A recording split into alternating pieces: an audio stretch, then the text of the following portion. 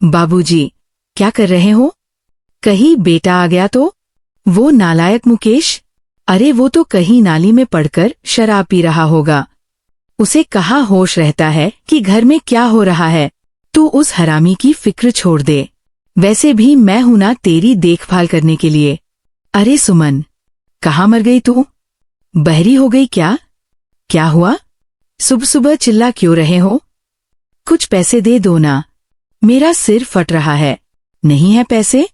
और शर्म के मारे मुझसे मत मांगा करो। ज्यादा मत बोल तू। अपनी माँ की औलाद है क्या? मुझसे जुबान लड़ाती है। बापूजी। मुकेश तो घर से भाग गया, लेकिन सुमन वहीं मिट्टी में पड़ी सिसक रही थी। हे भगवान, तूने मुझे पति दिया है या जहर? न दिन में सुकून, न रात में तसल्ली। ये अंदर का खालीपन, ये प्यास, आखिर कब तक ऐसे घुट घुट कर जीती रहूंगी मैं? कोई तो हो जो मुझे समझ सके। उसका ससुर रामधीन अपनी खटिया पर बैठा ये सब देख रहा था। वो चाहकर भी अपने बेटे से लड़ नहीं सकता था, मगर उस वक्त उसकी आंखों में आंसू नहीं, बल्कि एक पक्का फैसला था। रात गहरा रही थी। सुमन ने जैसे तैसे खुद को संभाला और चूल्हे पर रोटी बनाने लगी। तभी रामधीन अपनी झोपड़ी से निकला और सुमन के पास आकर बैठ गया। चारों तरफ देखा, सब शांत था। फिर इशारे से सुमन को अपने पास बुलाया और धीरे से बोला, आज रात जब सब सो जाए तो चुपचाप मेरे पास आ जाना। बाबूजी, आप क्या कह रहे हैं? सवाल मत कर, बस आ जाना। किसी को पता नहीं चलना चाहिए। मुझे तुझे वो 50 बीघा जमीन के कागज देने हैं। मुकेश को पता नहीं चलना चाहिए। मैं वो जमीन तेरे नाम करना चाहता हूँ। सुमन के कदम ठहर गए। एक पल को मन में सवाल उठा, क्या सचमुच सिर्फ कागज की बात है, या बाबूजी के मन में भी कुछ गलत आ गया है? लेकिन दीवार के पीछे अंधेरे में खड़ा मुकेश सब सुन रहा था। उसे लगा, जमीन के लालच में ये बूढ़ा मेरी बीवी को अपने जाल में फंसा रहा है। उसने तुरंत प्लान बना लिया, एक झूठा नाटक रचने का, ताकि न बूढ़ा बचे, न जमीन जाए, और न ही ससुर बहू का रिश्ता बचे। मुकेश के दिमाग में शैतान जाग उठा। अच्छा, तो ये सब चल रहा था इनके बीच। आज रात ही इस खेल को हमेशा के लिए खत्म करना पड़ेगा। रात का सन्नाटा छा गया। सब सो गए। मुकेश अपने कमरे में जाग रहा था।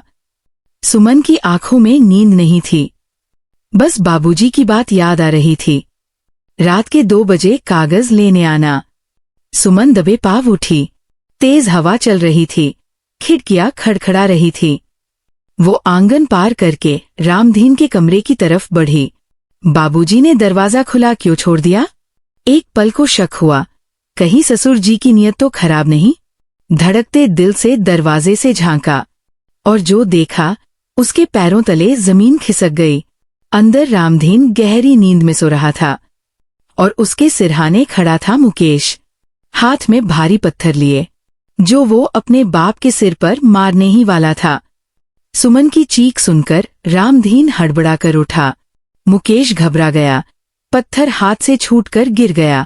मुकेश, तू ये पत्थर लेके क्या करने आया था बूढ़े के पास? आज तेरी प्यारी बहू ने तुझे बचा लिया। बड़ा प्यार है ना तुम दोनों में? हर रात बुलाता है इसे कमरे में। जुबान संभाल नालायक। मैं इसे जमीन के कागज देने वाला था। बकवास बंद कर।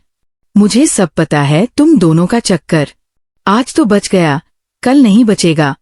और तू अगर दोबारा इसके कमरे के आसपास दिखी तो पूरे गांव को बता दूंगा कि बहू रात को ससुर के पास क्या करने आती है। मुकेश वहां से चला गया, लेकिन उसने सुमन के चरित्र पर ऐसा दाग लगा दिया जो मिटने वाला नहीं था। उस रात सुमन अपने कमरे में नहीं लौटी। वो सारी रात आंगन में नीम के पेड़ के नीचे बैठी रही। रामधीन अपने कमरे में जागता रहा। दोनों के बीच एक अजीब सी खामोशी और डर था। अगली सुबह मुकेश का प्लान बदल चुका था। वो समझ गया था कि खून करने से वो फंस जाएगा, इसलिए उसने वो रास्ता चुना जो किसी औरत के लिए मौत से भी बदतर होता है, बदनामी का जाल। बाकी हिस्सा भी इसी तरह भावपूर्ण और साफ हिंदी में जारी रख सकता हूँ अगर आप चाहें। अभी इतना काफी है या पूरी कहानी एक साथ चाहिए?